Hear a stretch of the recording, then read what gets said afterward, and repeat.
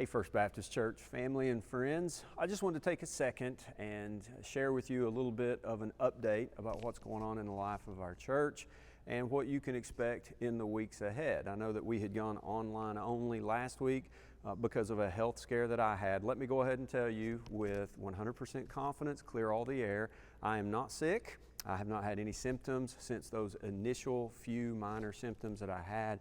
And the two tests that I had that tested me for COVID-19, both of them came back negative. And so because of the confidence that we have in my health, because it's been a week and no symptoms that would give me any pause whatsoever, we're going to move back into our regular schedule for this phase one of COVID-19. And so what that means is this: tonight we're going to be having our regularly scheduled prayer meeting. It's going to be in person with safeguards in place, physical distancing, as well as masks. And then our Friday night service will be at 6 o'clock this week. Our Sunday morning services will be at 9:30 and 11. Invite you to attend in person, but they'll also be online. And so if there's any discomfort on your part whatsoever, please feel free to stay online if that's what's most comfortable for you.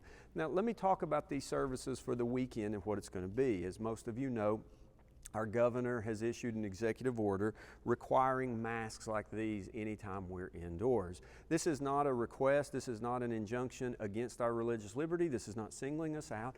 And quite honestly, as Christians, we want to be good neighbors. We want to do the thing that's going to be best for our community, that's going to give us a great witness to those who may not know Jesus. And so we are very happy to go along with this order, as it doesn't single us out or create any real inconvenience to us that it doesn't create to others.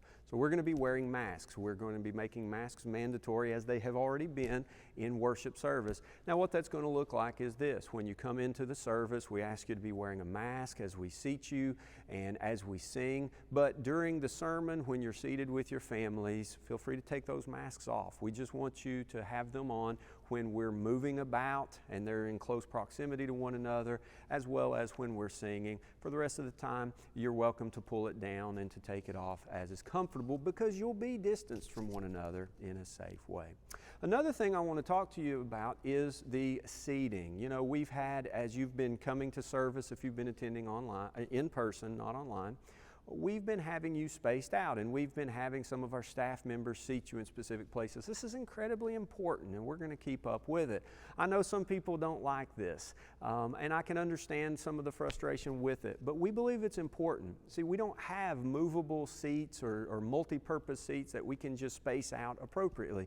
We have historic, gorgeous pews, which have been part of our identity for a long time, but one of the trade-offs of that is we can't adequately space out in those as comfortably as other churches can. And so one of the ways you can help us, and one of the things I'm asking you to do, is when you come in, let our greeters, let our ushers and our staff seat you appropriately so that we can maximize the space in the sanctuary, that we can hold people in, but keep you at a safe distance from one another. That means we can't let you just seat wherever you want to. And if that's inconvenient for you, we apologize for that. I really do. But I can tell you this: if you're uncomfortable in any way, I still encourage you to watch online, to join us on television. The best part of that is you can sit anywhere you want to in your own homes in that way, and that's no inconvenience whatsoever. We're providing as many options as possible. So I'm grateful to you. I'm looking forward to seeing you again. We'll be right here tonight for our prayer meeting, and then we'll be back in worship this week as well. God bless you. See you soon.